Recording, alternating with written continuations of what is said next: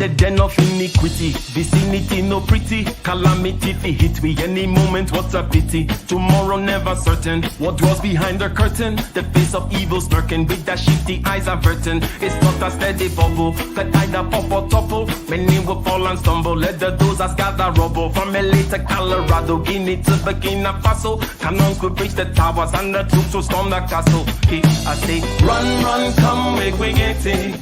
Because the peace that is bestowed upon the meek is overrated. So run, run, come, make we get it. Calling all your daughters and your sons, we come fi get it. I say, run, run, come, make we get it. Because the peace that is bestowed upon the meek is overrated. Lord, run, run, come, make we get it. Calling all your daughters and your sons, we come fi get it. With the rubble steady rising, and hearts are compromising. Convictions here are stifling, making evil appetizing. The fists are steady forming, and countenance is falling. Defenses are withdrawing, possibilities are falling. In these your circumstances, evil will make advances. Pick up your sword and lances, and be sure to take your stances. Victory is never promised, the battle is upon us. Gather the brave and honest, and the righteous in your corners. Hello, hello, hello. Welcome, ladies and gentlemen. Welcome to my channel. My name is Ike, and welcome to another episode of Getting Ish Done with Ike and Dr. Thunder every Tuesday, 9:30 Eastern Time. And what are we getting done today? Today we are asking the question, what is responsible for the death, the passing of Trayvon Martin? You see, because in 2012, in the night of February the 26th, I believe, February 26th, 2012, 10 years from, or shall we say, 10 years ago, from the date of this broadcast, George Zimmerman fatally shot 17-year-old high school student Trayvon Martin. The circumstances surrounding the death were quite controversial. The shooting was deemed to be racially motivated, okay? And this caused a lot of commentary, even leading Obviously, this is a tragedy. President Obama to say this. I can only imagine what these parents are going through. And when I think about this boy, I think about my own kids. And you know, I think every parent in America should be able to understand why it is absolutely imperative that we investigate every aspect of this, and that everybody pulls together, federal, state, and local, to figure out exactly how this tragedy happened. I'm glad that not only is the Justice Department looking into it, I understand now that the governor of the state of Florida has formed a task force to investigate what's taking place. I think all of us have to do some soul searching to figure out how does something like this happen. And that means that we examine the laws and the context for what happened, as well as the specifics of the incident. But my main message is to the parents of Trayvon Martin. You know, if I had a son, he'd look like Trayvon. Famous line indeed, Dr. Thunder. So, how's it going, Dr. Thunder? It's all right. How are you doing, man? Not bad at all. Not bad for a Tuesday. Feels like it's a weird week. Feels like it should be Sunday or Saturday or maybe next week, or it should be last year. Anyways, hopefully we'll get through it. But famous words here by Obama. If I had a son, he would look like Trayvon. Now, one of the things that you see, President Obama said certain things here which kind of shows the kind of undertone that surrounded this incident. First of all, why did he even have to say anything, right? People get shot in Florida all the time. It's freaking Florida. So there were certain things that were surround this particular incident, and it was, it was a perfect firestorm media-wise. And then he was saying things such as, well, how does this happen? How can we allow this to happen? In other words, if there was a bar fight outside, someone got killed, you're not going to come out saying, we all have to do some soul searching and figure out how did this happen. In other words, there was something systemic that we can do, presumably, to kind of solve this problem, because obviously he's not saying it, but in the media there's hinting at, more than hinting at, the fact that this was racially motivated and so on and so forth. There was editing, shall we say, in the very beginning. And I recall this, and then I'll ask you this question, Dr. Thunder. The first time I heard one of the editings of the phone call that George Zimmerman, a vigilante type, citizen patrol type in this particular neighborhood in Florida, where they had been having some issues with burglaries, apparently. He called the police regarding this young man, Trayvon Martin, walking after buying Skittles, apparently, allegedly. And there was a release of the phone call, and there was a line taken out where he said, I think he's black or something like that. And it was taken out of context. My point is, I knew immediately when I heard that it was taken out of context, but the media never said they would taking it out of context. Because it just made it seem like, he called the cops, like, hey, cops, here's this guy, black guy walking over here. But no, it was actually the police that asked him for a description. It's like the more rational, normal thing that you would expect to happen is what happened. Not that some guy just called and said, hey, he's black. But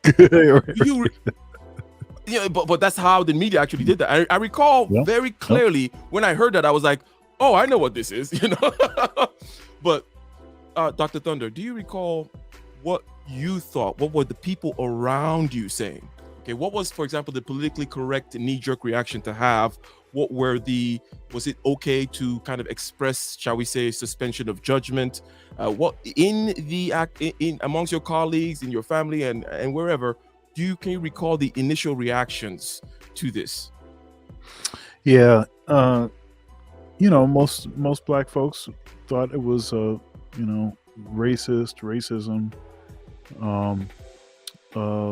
A lot of white folks either were suspending judgment, or they thought it was another case of the media basically trying to spin stuff. And the thing is that I think both are true. I think both answers are actually true, because but as far as if it was racist or not, if racism had something to do with it, racism has something to do with everything, right? So, okay, maybe people make quicker decisions, or they are more aggressive when the person doesn't belong to their tribe, as it were. So racism is I think is at play all the time. But in this scenario, I think, in my estimation, most of the racism transpired, I think, after Trayvon had already been killed. That's when a lot of the racist stuff started to sort of rear its ugly head, as it were. Yes. The stuff that you talked about, as far as them taking stuff out of context, I remember initially they were reporting that George Zimmerman was a white man, and they posted this picture of him that looked almost like pink in complexion. So he obviously was a white man, but he's not. He was not a white man. He's a Hispanic guy. They, I remember when they were showing pictures of Trayvon that were like early pictures, not recent pictures of him. That is a Trayvon's standard like protocol, 6'4". though, right? That always happens. Like the guy that was jogging recently, also, it's always your prom picture and looking innocent, white teeth, gap tooth, Right. even if it's and with a bow tie. Anyways, go ahead. But the pictures all seem to be like depicting him as being, like some slender, small person, and he was way taller than Zimmerman. Okay, so now, does that mean that Zimmerman has the right to kill him? No. I think the whole thing was bogus. I think Zimmerman was out looking for trouble, and he found some trouble. And he was going to make the scenario whatever he wanted it to be. But unfortunately, I think the way that the media gets involved, it replays these horrific events, the mangling of black male bodies because of certain historical features. Seeing black men up in trees, lynched up in trees.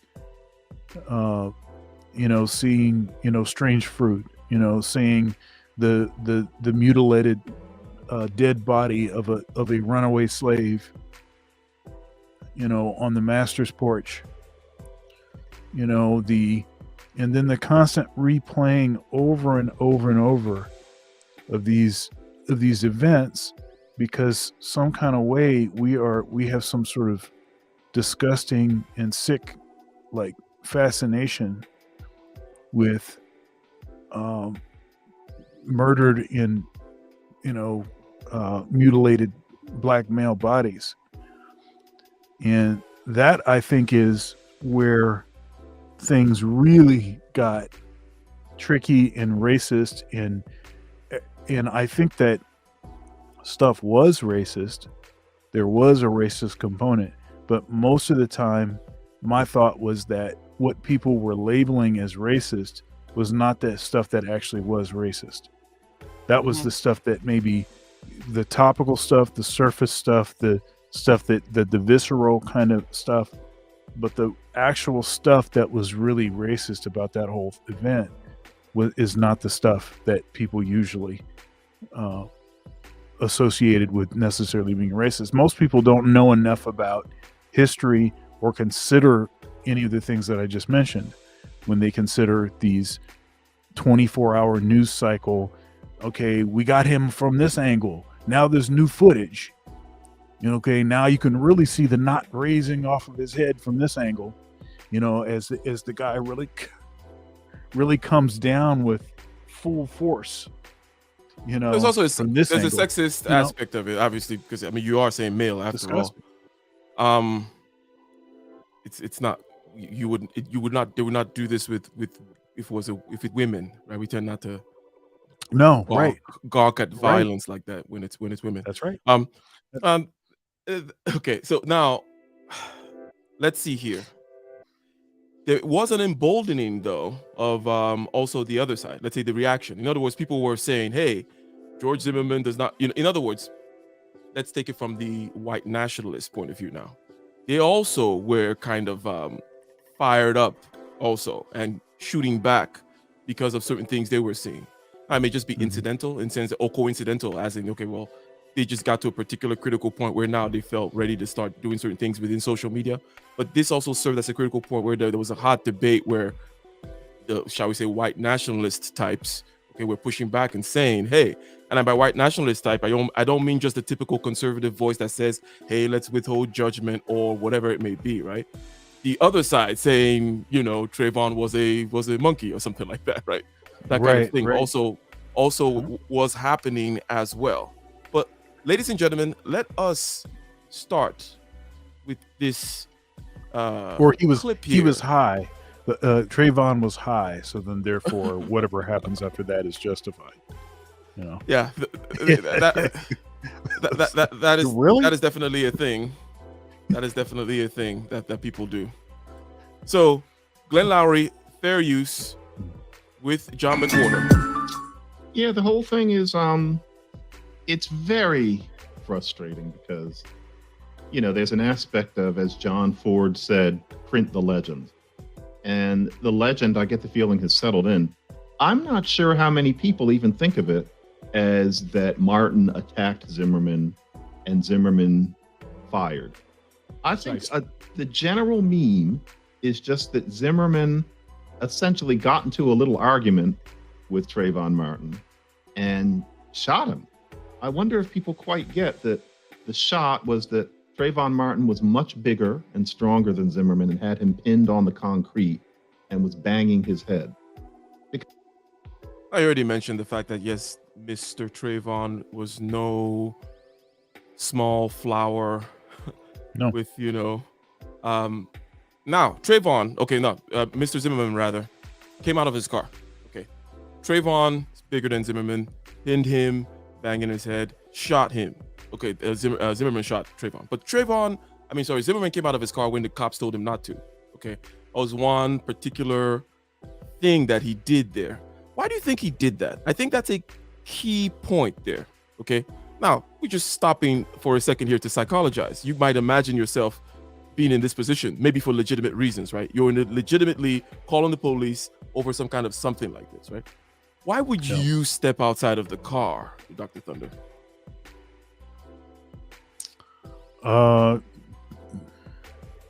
Maybe impatient. Maybe I don't want the person to get away. Maybe to get a better view. Maybe to take things in my own hands. You know, I don't know. I mean, yeah, okay. My tendency would have been to just stay in the car. My tendency would have been to sorry, by mistake. Yeah, my tendency would have been to stay in the car too, right? And I think that the only kind of justifiable reasons would be the things you mentioned, which is okay. I'm particularly excited, and I think I got a live one this time, okay? And I want to make sure I get the right. I'm going to put a little bit of a James Bond come out, view stuff, perhaps. And that was a major turning point, right? Now, initially, what John McWhorter just said, was that true initially, or even up till now? Up till now, is it your sense that people have the story straight? What is the story? The story being that Trayvon overpowered Zimmerman, and it was not kind of like the other way around or something like that? Or do you think that people just think that Zimmerman, or people still think Zimmerman just kind of went there, altercation, shot him, and there was no struggle going on, if you will? Yeah, I mean, there definitely was a struggle. Trayvon is much more physically imposing than Zimmerman. That's just a fact. I mean, that's not the thing still shouldn't have happened. He should have stayed in his car. If he stayed in his car, if he followed instructions, Trayvon's alive. So yeah. Super citizen. Yeah, so there definitely was a struggle. I think that the accounts that are more like Trayvon was on top, doing what he felt like he needed to do to get away from this guy. Yeah. This crazy guy that it was pursuing him for what reason exactly? I guess I'm a shattery figure. I don't know. He had a hoodie on. I don't know what reason that the guy, I mean, unless he was out for blood and he just wanted to go and do whatever. He had a gun, so he wasn't afraid of a guy that was bigger than him. I think that's one thing that people tried to play. Certain types tried to play is like, well, Trayvon's so much bigger than Zimmerman that, obviously Zimmerman was just afraid for his life. And so he didn't have any option other than to shoot him. But wait a minute. Zimmerman actually was the person pursuing. And Zimmerman was the one with the gun. Okay? So, yeah. All right. Indeed. Yes, you added some complexity to it. Again, Mr. McWhorter said that there's a certain image still that people have where they don't take into account the struggle, they don't take into account the size. Before we started playing Mr. McWhorter, you already brought in the aspect of the size and in the aspect of how Trayvon was depicted as some teeny bopper or something, and he was not exactly that. But let's start again, ladies and gentlemen. Fair use. Yeah, the whole thing is it's very frustrating because there's an aspect of, as John Ford said, print the legend. And the legend, I get the feeling, has settled in. I'm not sure how many people even think of it as that Martin attacked Zimmerman and Zimmerman fired. I think the general meme is just that Zimmerman essentially got into a little argument with Trayvon Martin and shot him. I wonder if people quite get that the shot was that Trayvon Martin was much bigger and stronger than Zimmerman and had him pinned on the concrete and was banging his head. Because if people really did understand that that's what went on, I'm not sure so many people would be so convinced that what happened was that Trayvon Martin was murdered in an utterly senseless fashion, that, you know, all began simply because he was black, and that this says what America is all about. And my sense is that people are resistant to imagining what actually happened, which was more complicated and much less condemnatory of Zimmerman. Even the basic imagery, and you almost hate to say this because you think about somebody who's lost their child, but the iconic picture of Trayvon Martin is of him much younger than when what happened to him happened. And so I think people tend to think of that kind of dewy skinned, big-eyed 12-year-old in the picture. You're out here Whereas stealing really, his he was thunder a and stuff. tall, strapping young man by the time this happened, of the sort who could overpower Zimmerman, as opposed to thinking of Zimmerman You think as Zimmerman was hunting scared down for his life, this- like he thought Trayvon was going to take the gun and stuff like that? You think that was part of what was actually going on here? You know, I think this is one of those scenarios that it would have just been better if Zimmerman just stayed in the car. So it's like some scenarios, the solution is to not get involved.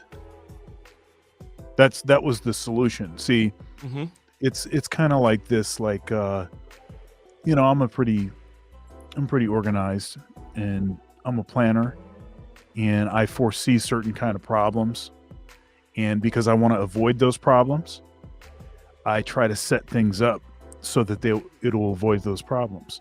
Now, I've been in scenarios where I have given counsel to those involved with a certain project, maybe someone that was hiring me to do something, and I told them, well, I want to avoid X, Y, and Z, so I think we should do it this way.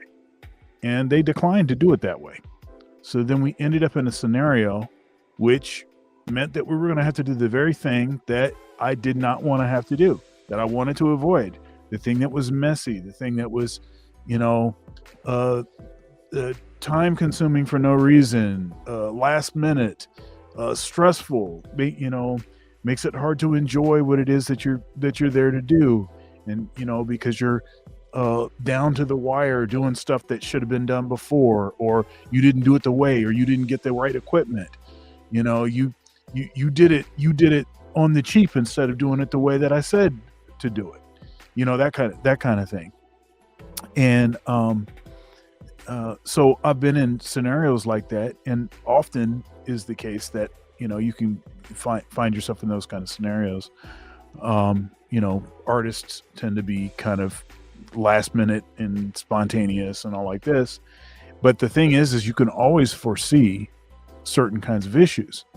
So this is the same kind of scenario where all of the stuff gets dirty and muddy and grimy and stuff because the dude didn't just do what he should have done in the first place, which is just stay in your freaking car. Yep. Then we're not having this talk about, you know, the struggle and all of the total garbage stuff that the media did to make this stuff, you know, look like something that it actually wasn't, or to play on people's insecurities and, you know, and do all the same. Look, the news is a for-profit industry. If you don't think that they are angling stuff so that you'll spend more time watching their program, if you don't think that is actually happening, you're delusional.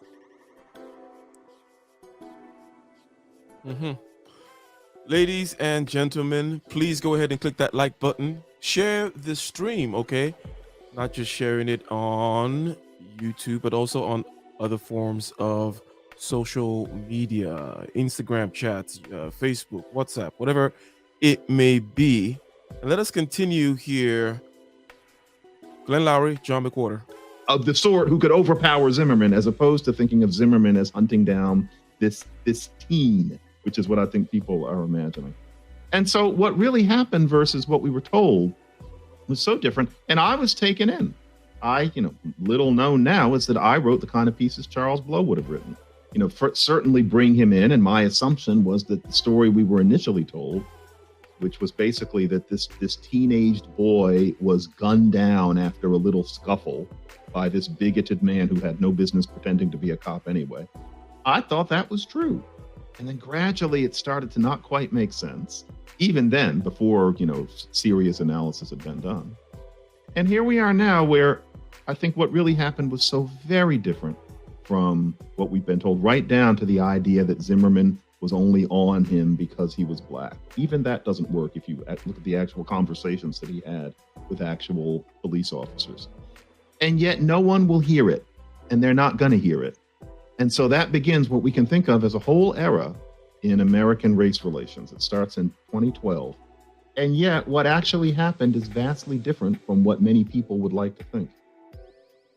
Do you think part of the media thing, just kind of making it immediately about race, was that, hey, they said, look, it's going to be about race one way or the other.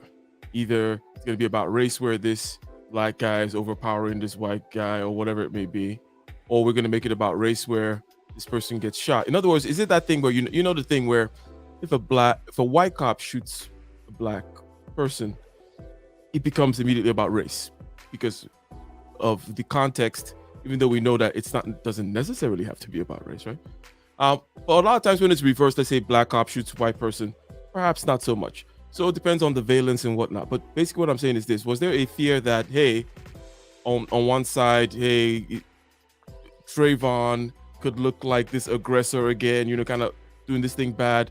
But I guess it doesn't make sense. I guess I'm thinking myself out of it now because he is the victim because he actually ended up losing his life at the end of the day. So, and it wasn't like Zimmerman took a couple shots or lost an eye or anything like that we can kind of see and be like, hey, you know what, maybe fair game or something like that. I don't know if that makes any sense. Go ahead. Yeah, the only reason that they cared about Trayvon, because we know, okay, let's state some facts, okay? You know that America doesn't give a crap about black men and boys. We know that. Come on, it's obvious. I mean, are people really? I mean, is anyone really going to argue against that? And tell me how you're going to argue against that. We're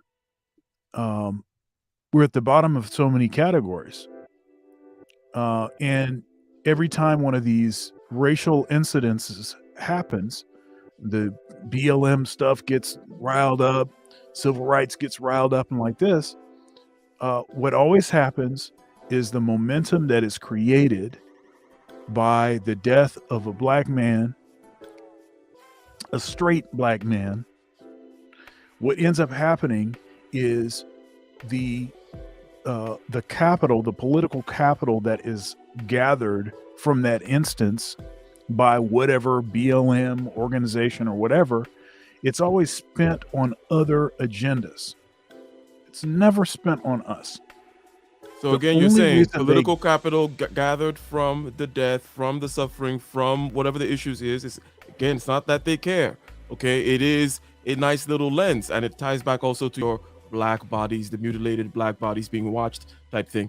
And it's like a nice little spectacle to point and get heat and reaction around, get some political capital, then spend the money elsewhere.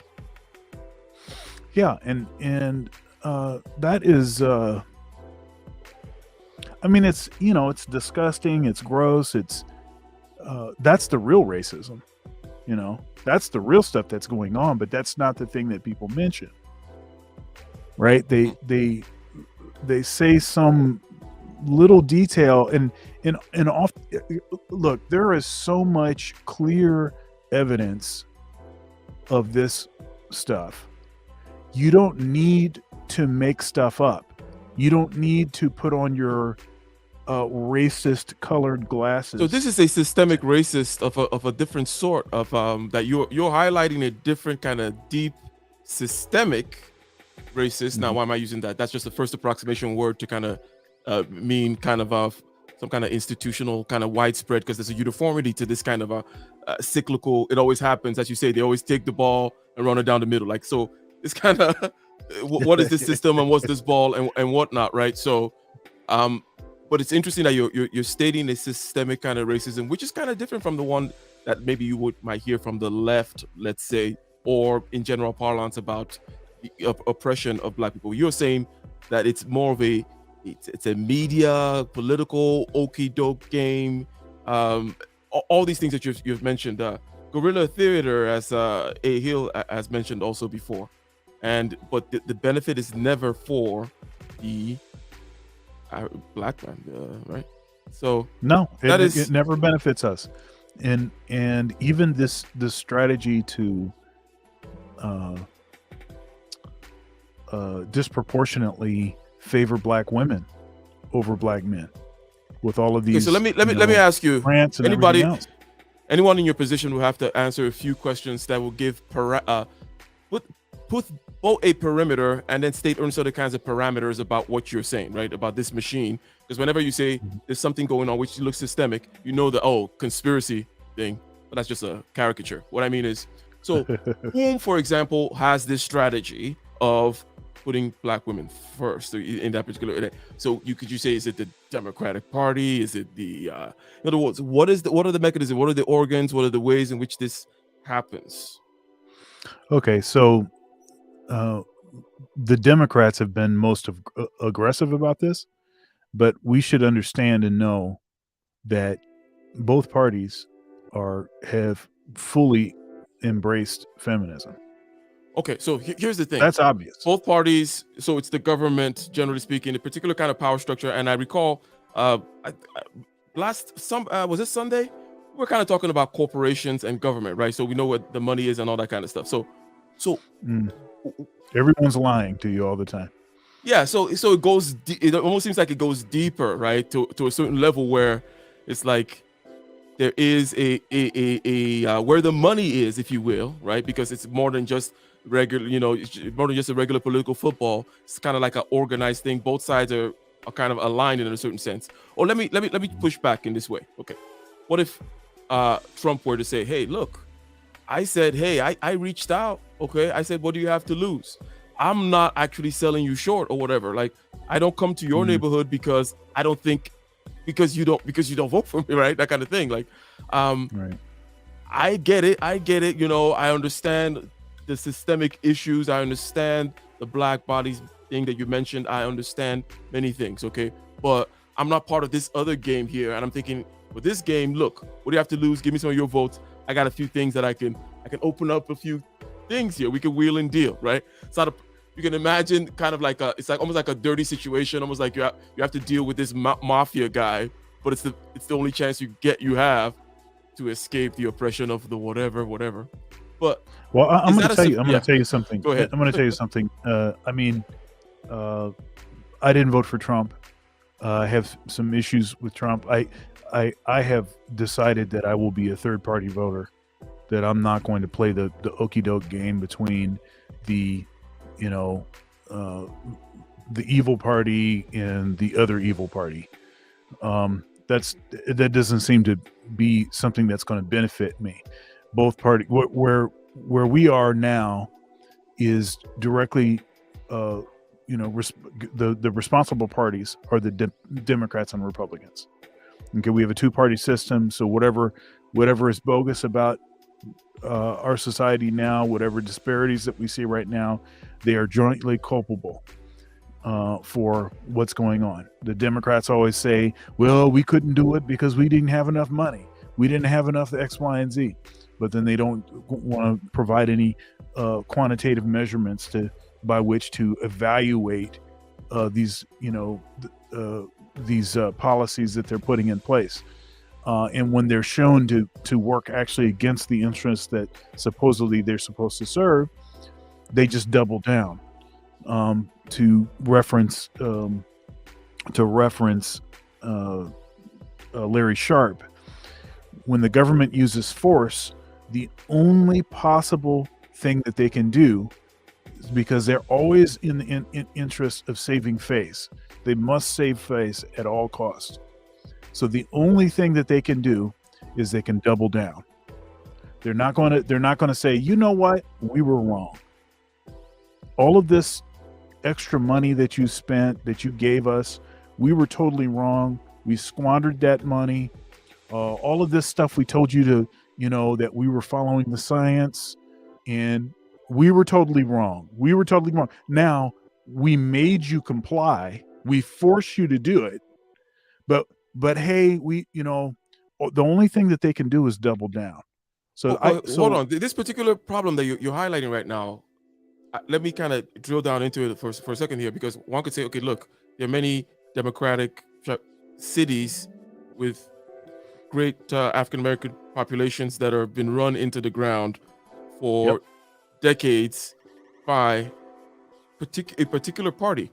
And for me, it doesn't really matter who it is, right?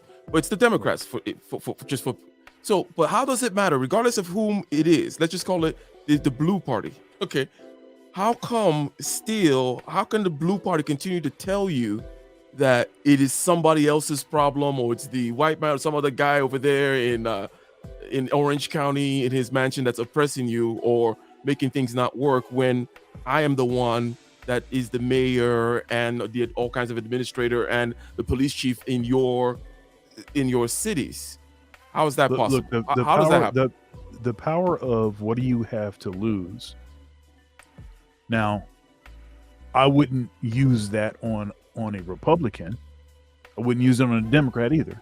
But the what do you have to lose?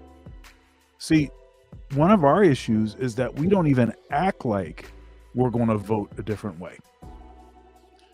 Okay? We are just in the tank 95% of the time.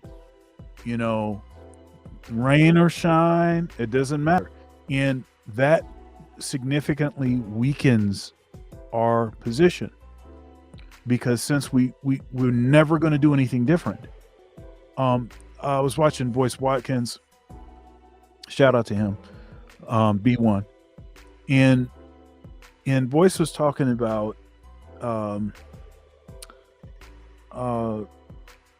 we don't want to be beholden to a particular party. We want to have agendas and be beholden to the agenda. So if I thought that it was possible to get one of these parties to fully support a particular agenda, like, say, for instance, Ice Cube's contract with Black America, if one of the parties said, you know what, I like this, I'm going for this 100%, let's go. That's something that I would entertain. But that's not what happens. That's not what we do. We say, no matter what, at least you guys aren't racist, so we're going to go with you. Yeah. And so actually, that's totally bogus, because maybe they're more racist. Oh yeah, obviously. So basically, I asked the question: how are they how are they drinking the Kool-Aid?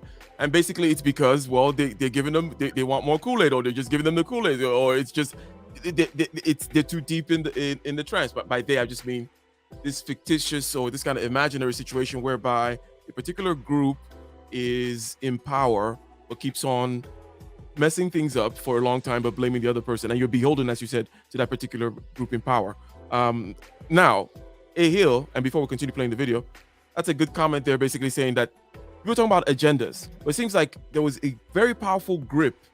Now, Marxism is very nice and juicy in terms of intellectually, in terms of for certain kinds of people, young people, maybe a little radically minded, or also the fact that he made very good kind of observations and predictions in terms of describing capitalism, right? What it is. Now, even though you say it was in a pejorative way, but he actually described it very nicely, and in terms of like where it came from and what the power structure that got flipped over to go to capitalism. And then he's proposing that, hey, the next inevitable step is for it to then flip this other way and get to the proletariat, whatever it may be, right? So that thing was very beautiful, juicy, and it took over the whole thing. So it was all about now this kind of class thing where those people over there whom and I'm using white now as a class thing, act white, sound white, be white, Uncle Tom, the John McWhorter, you see, people who wear sweaters and stuff like this, that it was like, it was sold as a class thing. So it was not, the agenda now became class, so it got superseded. But anyways, I'm just freaking pontificating in my head here. But let's continue. And I guess we just have to deal with that. And maybe that's the way history happens sometimes. But goodness, it's frustrating. And you know what else? I'm very done. But it's also frustrating that Joel Gilbert, whose book and documentary makes it painfully clear what actually happened and how different it was from what we've been told, including that one of the main witnesses was a plant. Unfortunately, he has those associations that are unsavory to many. And because, he has hosted the kind of radio shows he has and kept the kind of company he's kept, unfortunately, a certain kind of person simply shuts down. Shade? Are you casting some shade by speeding up McWhorter?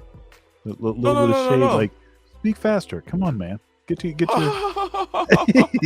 my bad. But no, generally I listen to YouTube at 2 speed. But I think he's probably actually pretty good when they're on like 1.25. This guy. But this is interesting what he's saying, because there was a guy who wrote a book, or has written many pieces, kind of showing all the little kind of okie dokes about this particular case and what was done. But hearing that. And so the messenger is unlistenable to what we might think of as the left. And so that also keeps the truth from being actually out there. I wish for the sake of truth and for the sake of real racial healing that it had been someone else who was that interested in the truth. But nobody who wasn't him would have wanted to find those things. The truth thing that he's saying is kind of like a silly thing. It's part of also my beef with Sam Harris, when they think that on a certain level that the truth moves people. Now, the wisdom is in a notion that the problem of the world is a problem of evil, not a problem of knowledge / power. In other words, maybe it's knowledge / power in terms of scientific knowledge, even, which is still all just knowledge. And that it's a problem of evil. So this notion that people are going to be moved by the truth, it's like they're not getting moved by the truth.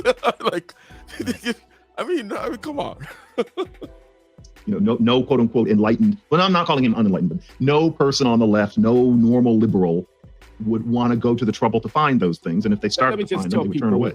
Excuse me, John. I just want to make the observation that you're talking about the filmmaker Joel Gilbert, the documentary filmmaker whose book and film called The Trayvon Martin Hoax exposes the witness fraud that you're making reference to. You and I have discussed that work of Gilbert's at length here at the Glenn Show, and I'll have links placed in the descriptive material of this post that takes people to our prior discussions from 2019 when Gilbert's film came out. And he describes a Trayvon Martin quite different from the figure that has come into the public imagination as a kid with Skittles and a Coke who was just minding his own business.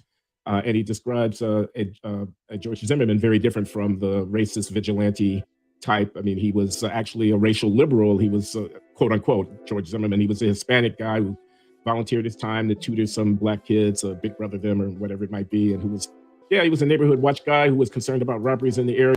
It's almost like the perfect situation, because this guy wannabe cop thing. Now, if I were to be pejorative at him, like that's what I would say. That's kind of like the first kind of mistake that he made.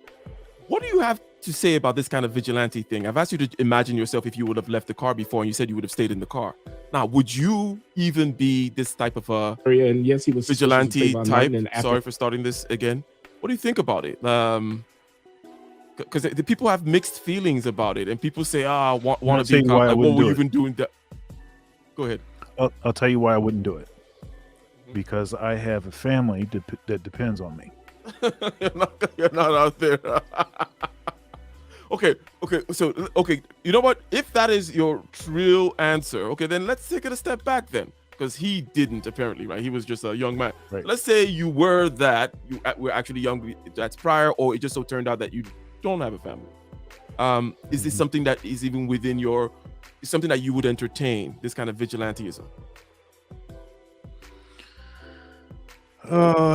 Well, I mean,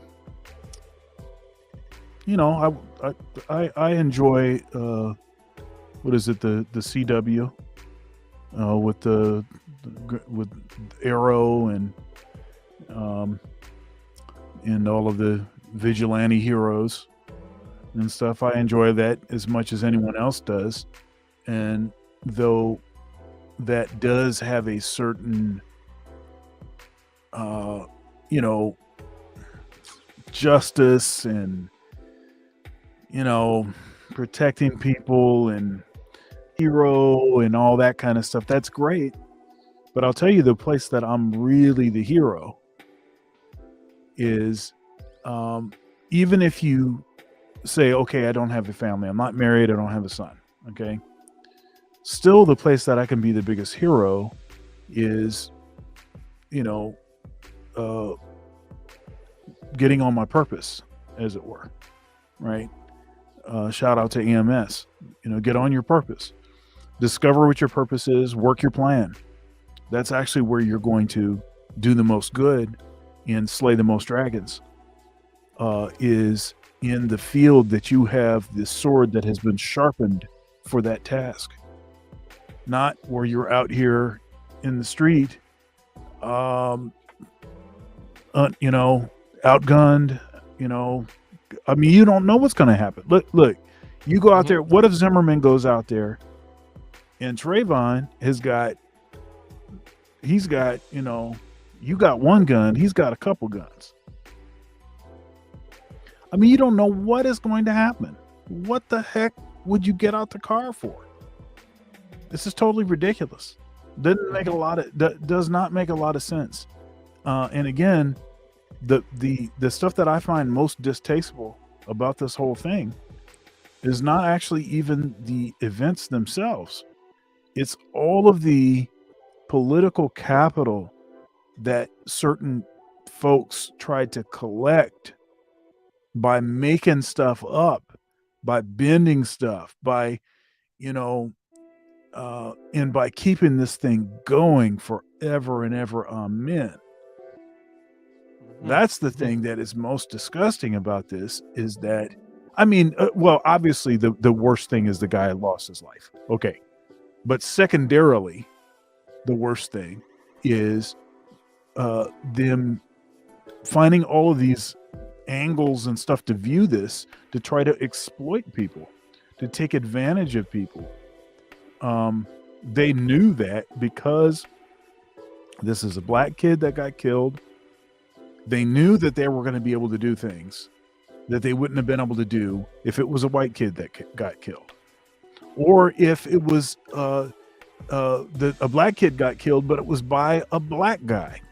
So say, for instance, if Zimmerman was another black guy and he is,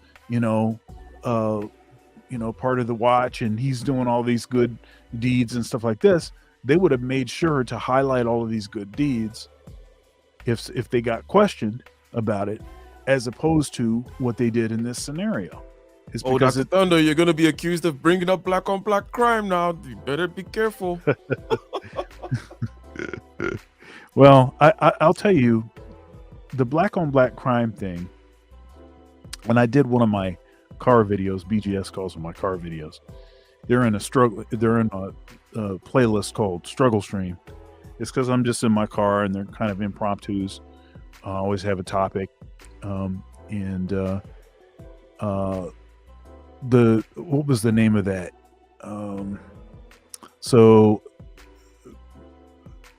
I said, what do black on black crime, and now I can't remember what the other thing is, but black on black crime and something else have in common.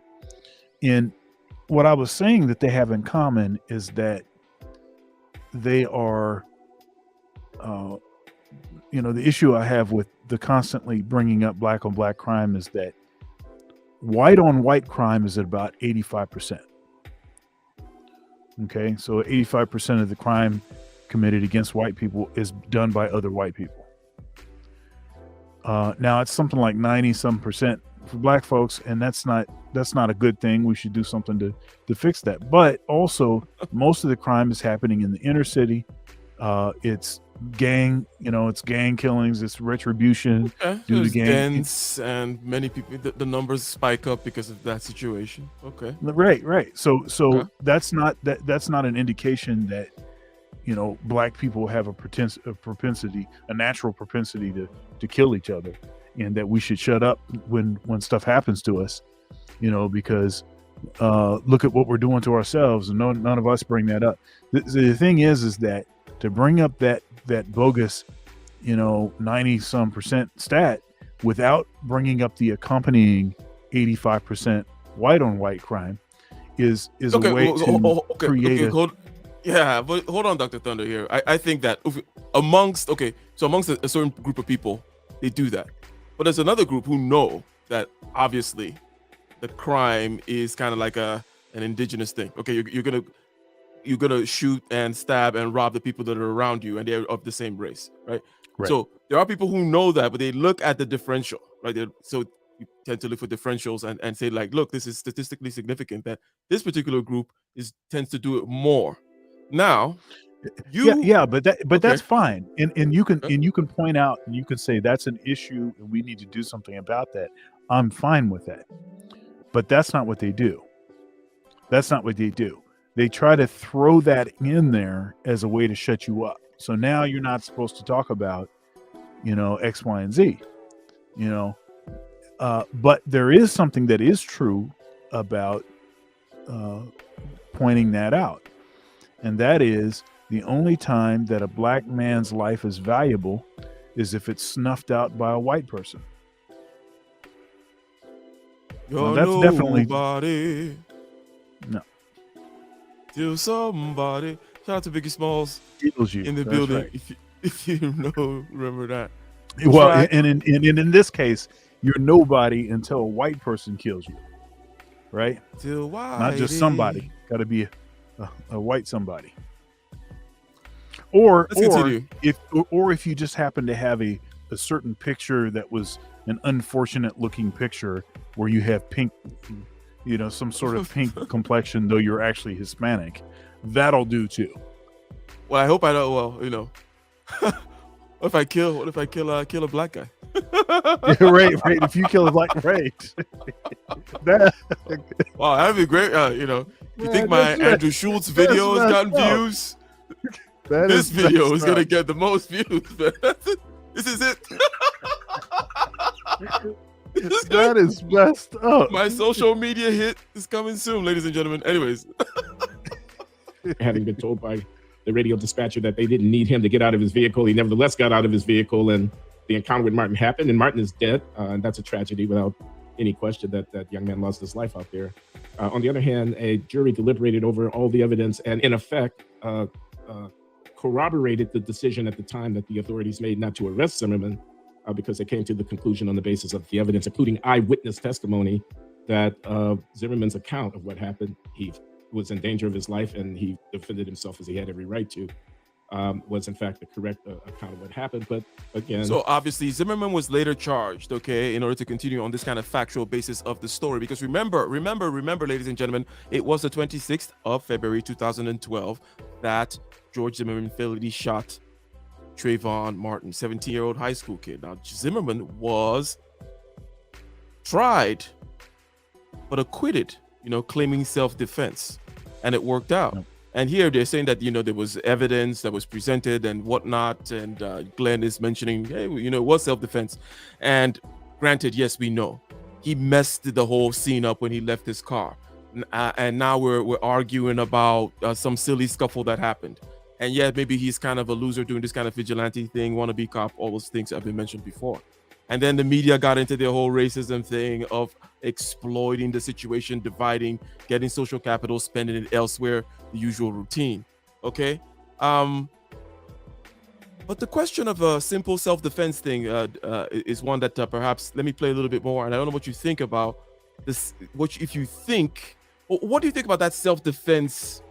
Do you think someone should get a little bit do you think he should have gotten a lesser charge? Like maybe, I don't know, something. Well, if they're calling it self-defense, then that's a right that you have, is to protect your own life, if that's what they're calling it. Mm-hmm. Man, it is it's tricky. Mm-hmm. Mm-hmm. It's tricky. Yes, it is, because when you have to think at this level also, because it's going to be applied generally through and all through all generations, you want to use Kant's universal law, and your kids and everybody has to operate under whatever rule it is you're going to say about what self-defense means and whatnot, right? So it is a tricky one. Indeed. That's right. If it's your kid, then it's self-defense. Exactly. If it's their kid, then they're just out here wild, just doing all kind of, See? That's how it is. The narrative about it has entered into the pantheon of the accounts of African American mistreatment, such as it has done, and that becomes almost impossible to move, especially if 10 years after Harvard professor Henry Louis Gates Jr. and former president of the United States Barack Hussein Obama and leading civil rights activist Al Sharpton, with the assistance of a prominent columnist Charles Blow, all of these are Black people, are prepared to endorse the storybook narrative which I assume they did, right? No one raised. I watched the segment that we're talking about here from the New York Times, a 10-year commemorative small documentary. I mean, it's only 10 or 15 minutes long, and so Glenn is basically saying some people bent the knee politically and whatnot. In academia, was there kind of like a PC thing to say and what not to say? Do you recall that? Yeah, that was one of the topics that I intentionally avoided discussing. Gotcha. There's a number of topics that I don't discuss, and the thing is, so what's interesting is I tend to disagree with,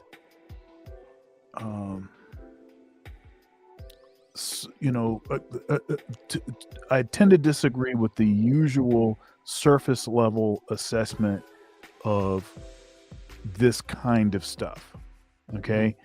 And the thing is that if you disagree with the surface level consensus, public consensus on a particular thing, then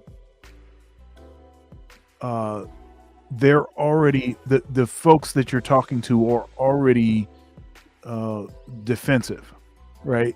So you can't dig down deeper to discuss the issues that you actually have with what it is.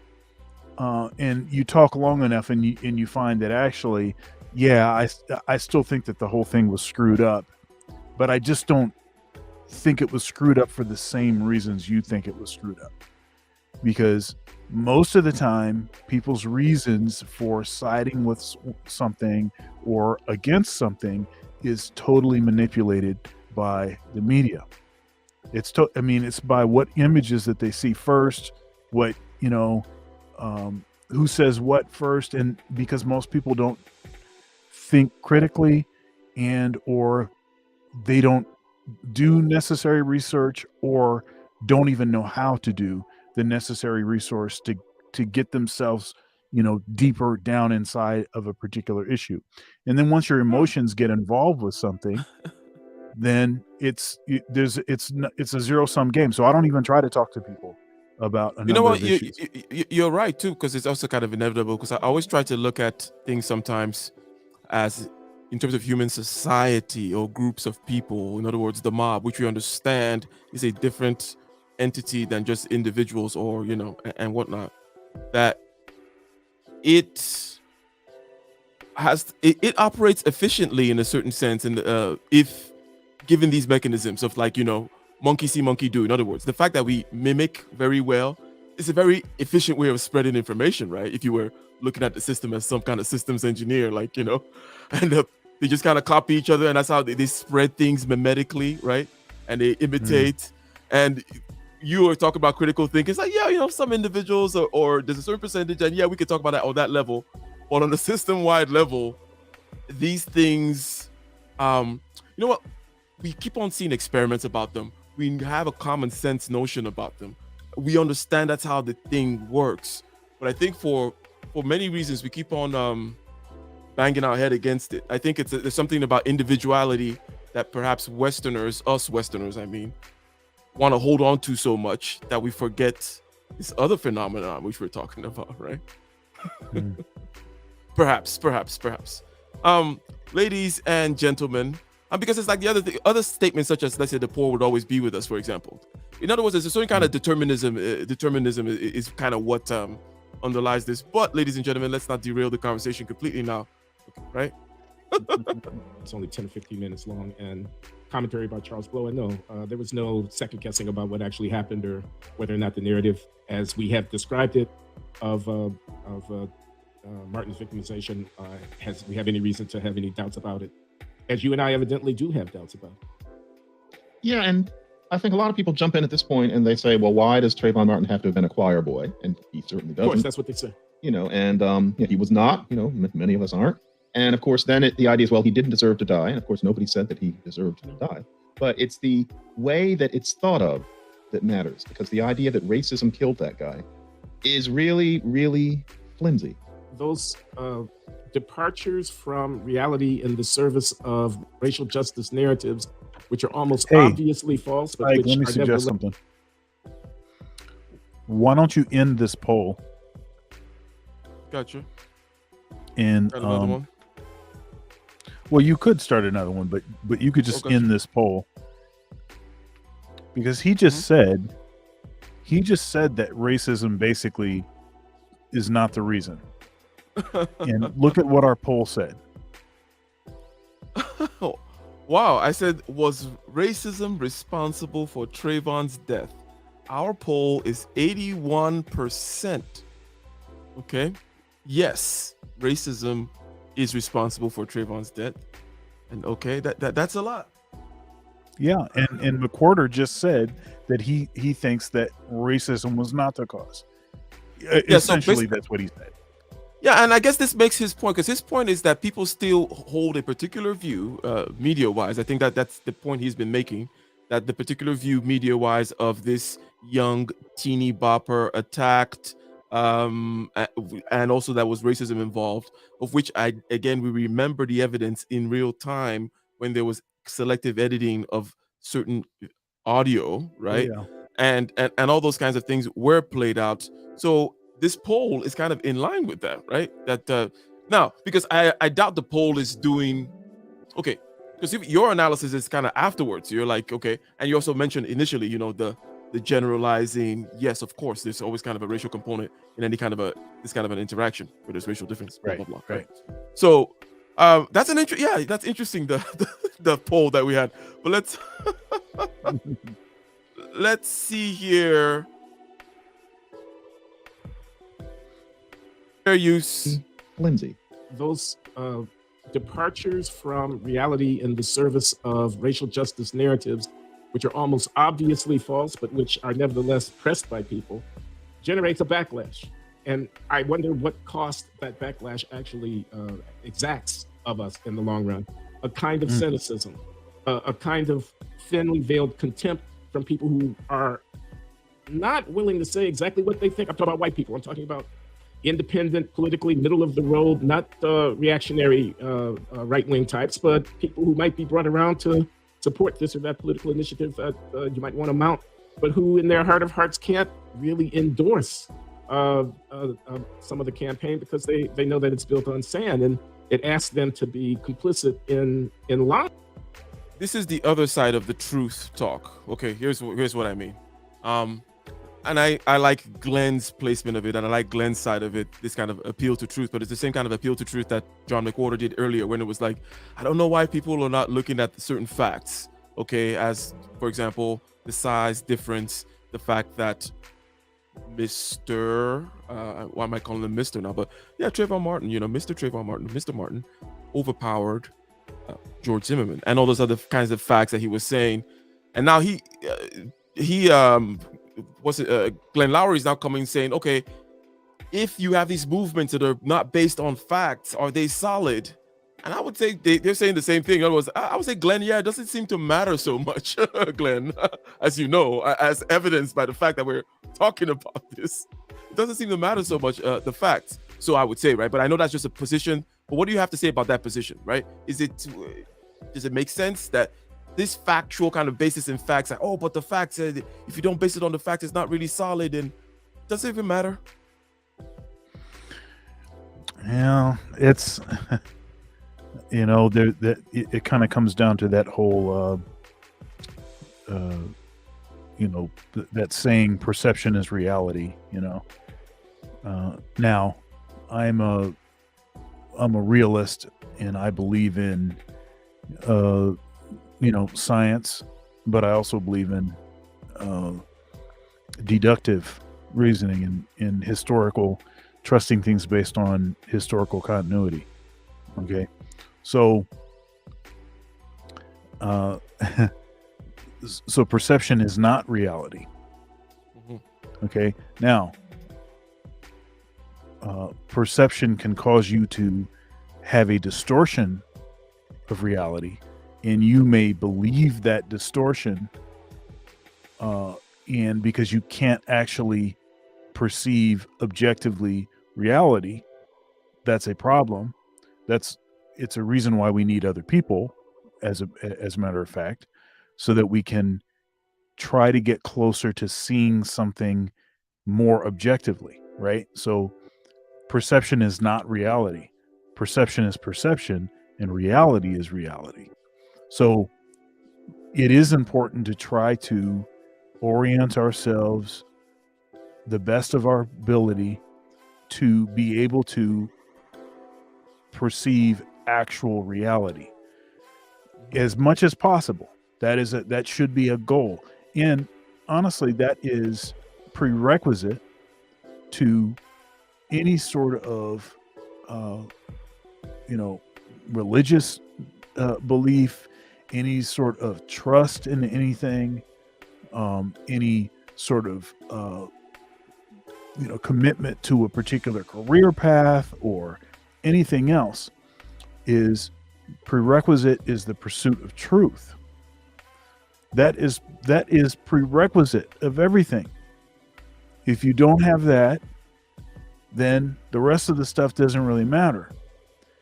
Now, I would argue that a lot of people don't actually have that, and they're sort of just.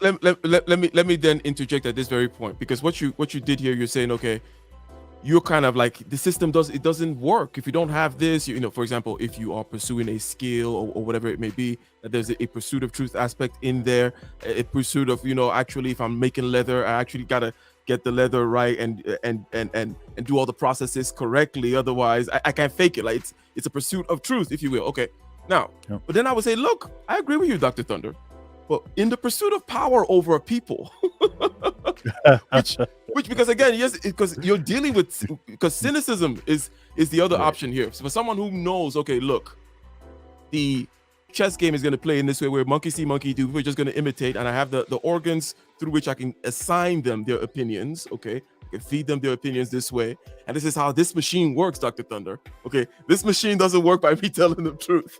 Okay, and I'm working this machine, and then you would say what to me, Dr. Thunder? You would say that's a bad thing that I'm doing, that I'm leading people in a certain way, and I would ask you, your way would be okay to be rational, to be a philosopher king. Well, you don't have that kind of philosopher king power in order to pull this society, or that people should be a society of saints, let's say, or holy men, or shamanistic kind of deep meditative, self-aware people. And I'm saying, no, it's not that. I gotta feed them the BS. It's not about the truth, and I'm making the best out of what we can do with these crazy monkeys.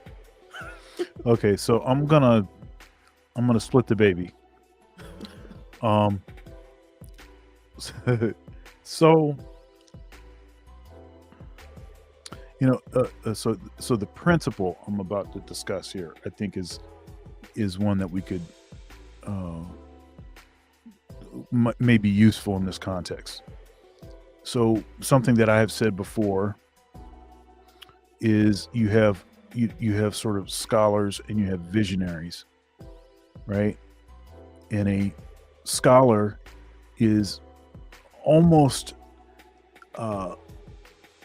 happy when they can confuse you with something you don't understand, right? I always feel like It's you're coming like- from me when you say this one, Dr. Thunder. But anyways, go ahead.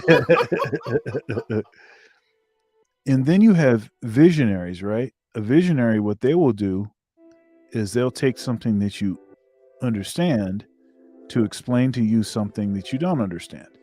So you have to make a connection, right? You make a connection with someone, and then you can go wherever you want to go. Right? This is useful. This is it's one of these factors. It's a kind of a nebulous. It's not atmospheric. It's sort of an X factor, that gets described as that with certain artists, right? That particular artist, they just have it, or they just have this X factor, right?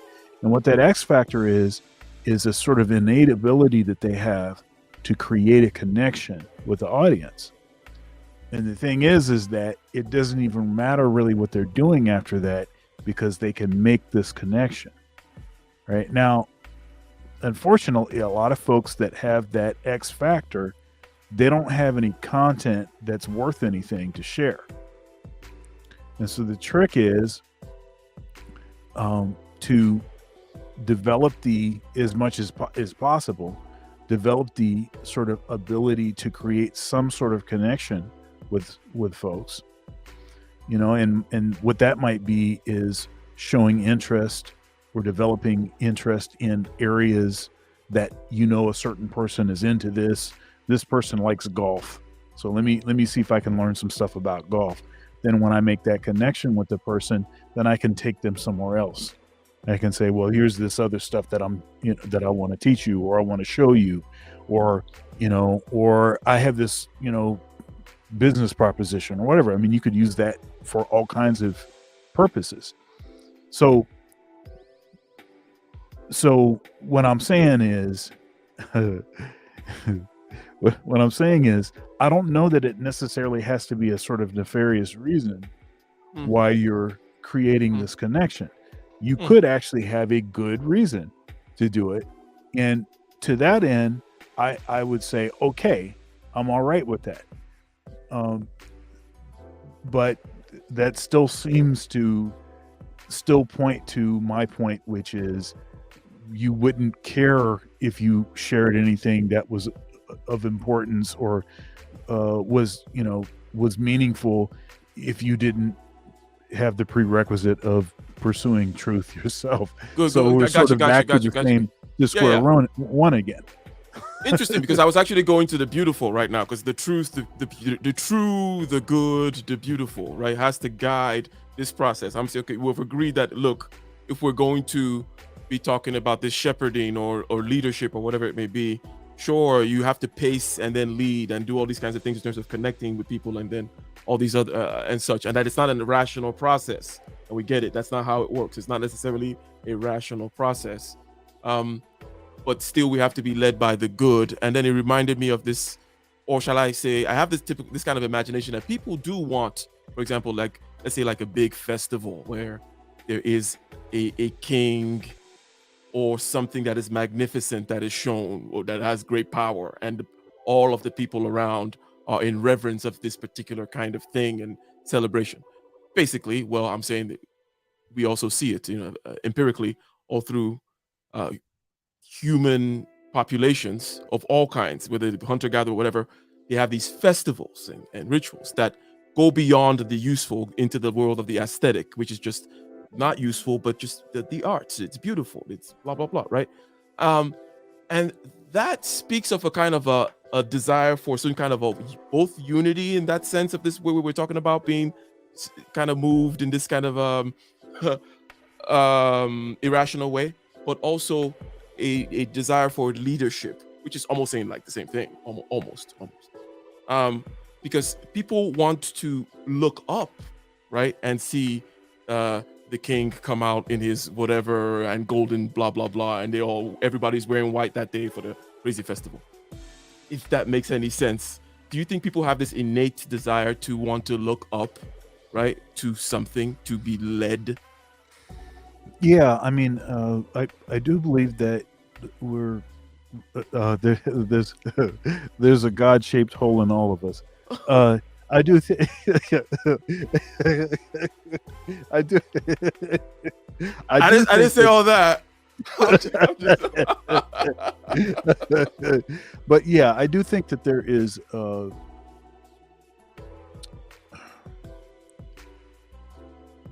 I think there is a desire to do something meaningful. I think purpose tends to make people happy, more fulfilled. Let's put it that way. And I think all of that stuff implies that there's something, a grander, a bigger, a greater. A guiding principle, if you will. Yeah. Yeah.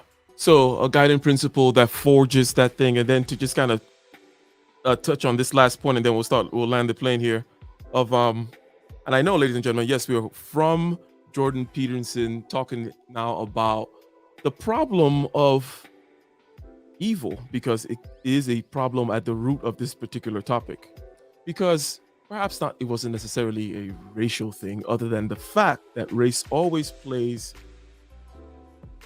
a role in these kinds of encounters between people. Okay, but the problem of guns, violence, human hatred, this vigilante deal, and then the problem of the media coming through and, shall we say, taking advantage of people, this aspect of people, the desire to do something meaningful that I mentioned as the desire to be led, the desire for a guiding principle, the desire to dance together in some festival, and they give them this crazy festival of broken black bodies, black male bodies, as you said, to feast upon and to mobilize them. They gain political access and then spend it somewhere else. I don't know why I keep on summarizing this little loop here, but Well, and I'll tell you, and I'm going to tell you, man, it's a double. There's a double purpose of that. So the one purpose is to try to gain this political capital, but the other purpose of this is to it's like a visceral, it's a symbol of white supremacy, right? It's a symbol of white supremacy. So if you consider, so you've got this white person killing a black person, or a light complected person killing a dark complected person, whatever, any version of that would do the same thing. If a white person killing a black person and you keep playing it over and over and over, what you're doing is you're actually promoting this vulnerable position of the black person and the more aggressive, stronger, of the person killing the other person. And I was and shout out to Dr. Tiasan Johnson, for his extremely important work and his advocacy for black men and boys. Shout out to you, sir. But on one of his shows, he was playing a short clip of a divestors group is on YouTube, and these women were in there cackling and laughing because one of them had said that they actually find it sexy and it's a turn on to them, and the height of masculinity to see a white officer manhandle a black black person, get him in cuffs, get him to the ground. That actually aroused them. And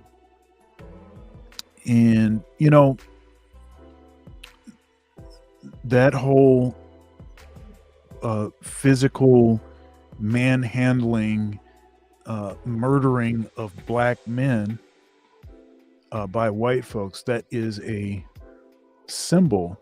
It's a very symbol of white supremacy.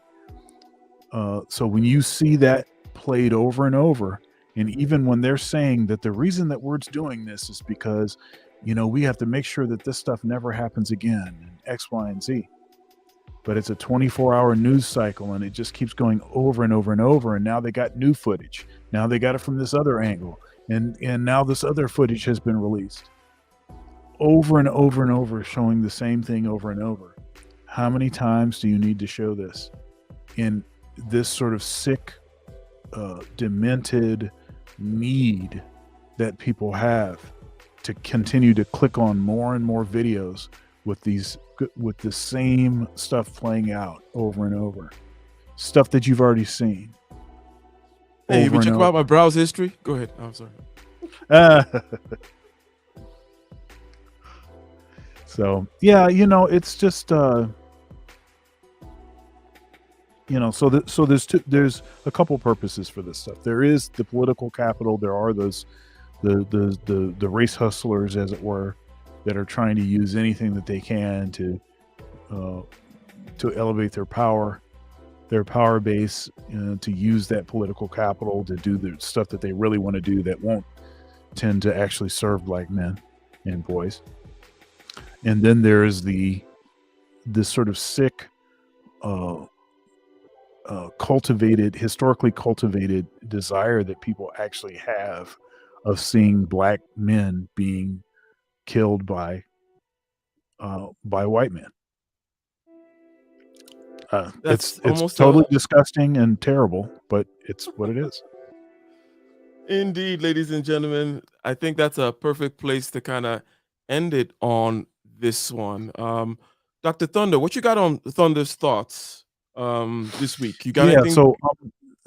So this week, because I'm playing with the Columbus Jazz Orchestra, we've got a concert series, so that makes it so that I can't do a show on Thursday. Are you going to be streaming the series, the concert live on Thursday, though, or no? No, I won't be streaming the concert live. This is okay.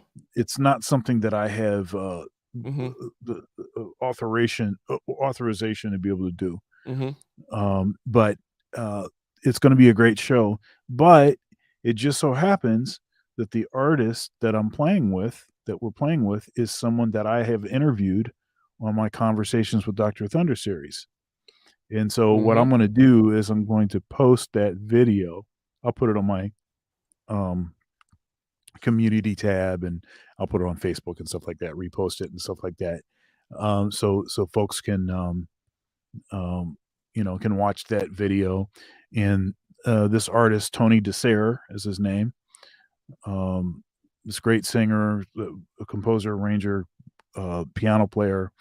And he's touring around the place playing with orchestras and symphony orchestras and stuff around the country. He's a recording artist. He's got a video series actually on his Instagram. Actually, it's on Facebook also, I think, where he has uploaded his 290th video. And him and I had a similar idea. So I had been doing those Hot Licks videos. He had been doing like full songs, basically. It's just him in the piano. And he's a great singer, so you might want to go and check that stuff out. But I'll repost our interview from before. Our sons are the same age.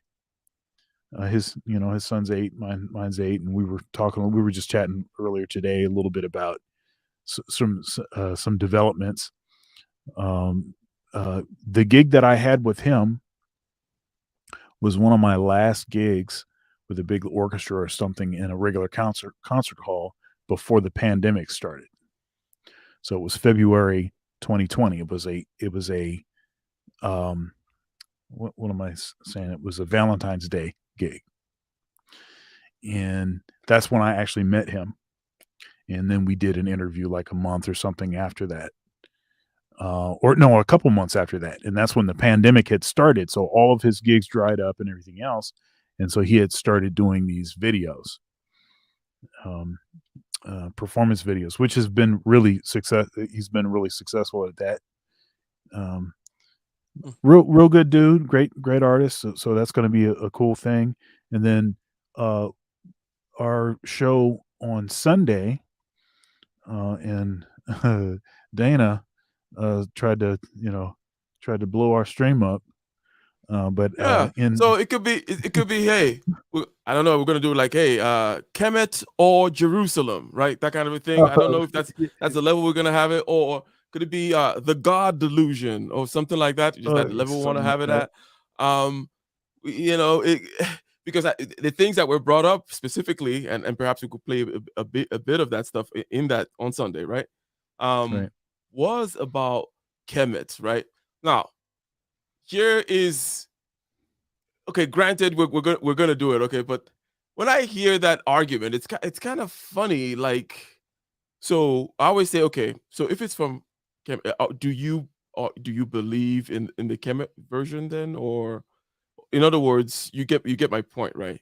Because there's Yeah, a kind yeah. of So it begs the question why you well, what is this? What is the point of saying it's yeah, originally yeah. from here? Okay, then why aren't you I taking think that it's a stance and be like, yeah, I know the real book, I got the real like, well, what is yeah, this yeah. then? I think it's a fallacy to say that.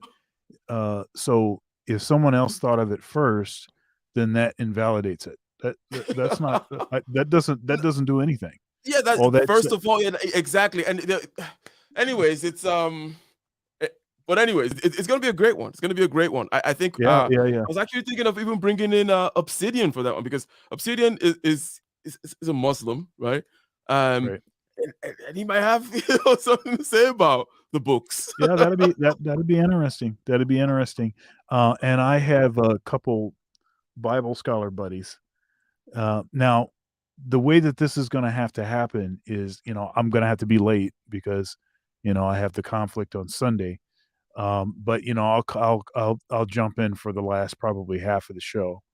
Okay, And so you're gonna yeah, abandon me to yeah, the yeah, right, right, wildfire right, right, of madness right. in the beginning.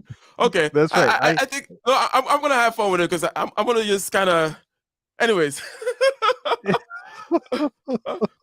Anyway, it'll be fun to kind of to moderate this one. We're gonna spiritual logic has to come because they are Yeah, yeah, he yeah, has to come yeah. and He's got to defend come his back. honor, right? That's right. That's Dana gonna be threw the great. gauntlet at him, so that's kind of her job apparently. She's always out here calling for like I'm gonna duel you next week at high noon. I'm gonna come with the facts. She's out there researching. Yeah, yeah. Yeah. This is great. I'll tell you, our show has gotten I think it's really getting momentum, that panel show.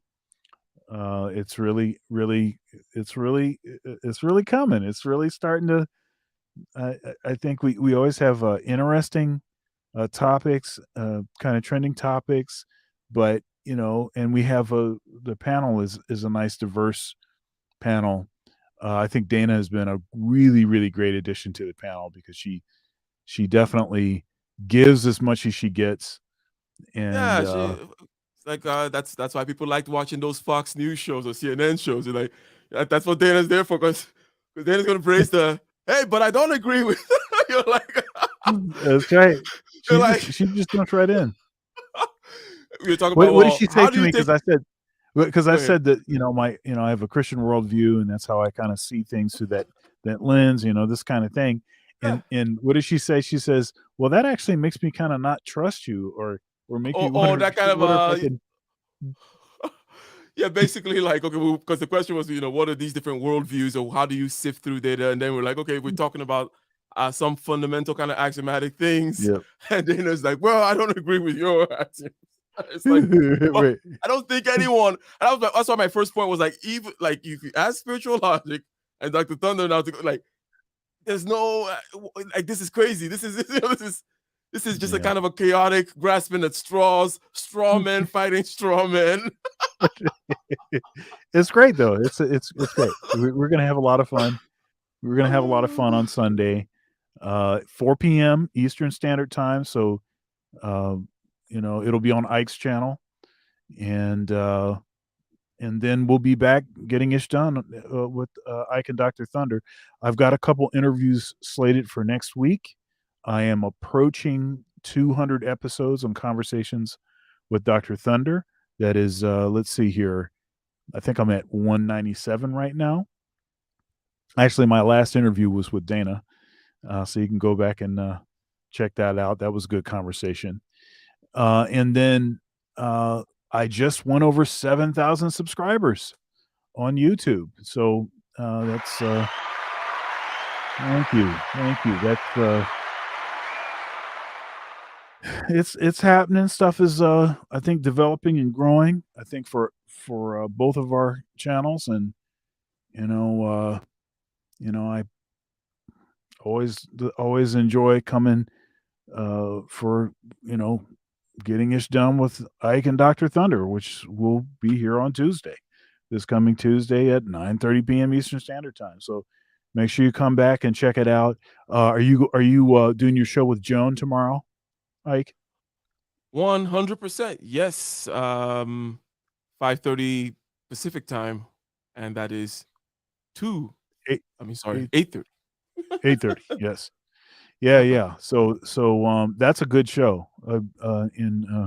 Joan is very reasonable. She's a very reasonable person, and so that makes that show, I think, very, very interesting.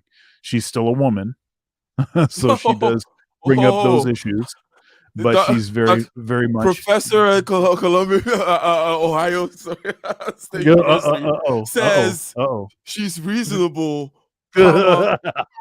But she's still a woman. That's right. That's what he said. Thing. We're going to leave it at that, okay? That's right. That's the perfect context for it, too. We leave it at that. All right, then. Peace. Yeah, we clip that, and also clip the thing that you said, that what if you killed the flag guy? That would be... I use it for channel ad. All right. The comedic audience in here. All right now.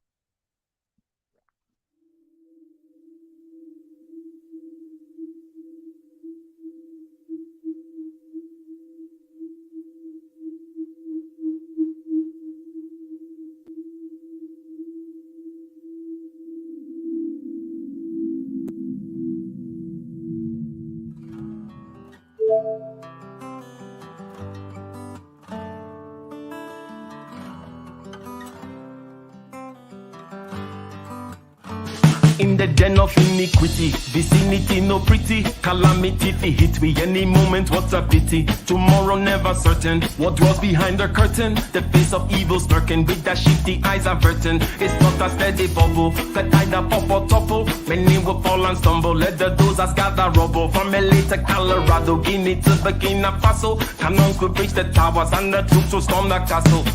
I say, run, come, make we get it. Because the peace that is bestowed upon the meek is overrated. So run, come, make me get it. Calling all your daughters and your sons, we can't forget it. I say, run, come, make me get it. Because the peace that is bestowed upon the meek is overrated. Lord, run, come, make me get it. Calling all your daughters and your sons, we can't forget it. With the rubble steady rising, and hearts are compromising. Convictions here are stifling, making evil appetizing. The fists are steady forming, and countenance is falling. Defenses are withdrawing, possibilities are falling. In these your circumstances, evil will make advances. Pick up your sword and lances, and be sure to take your stances. Victory is never promised, the battle is upon us. Gather the brave and honest, and the righteous in your corners.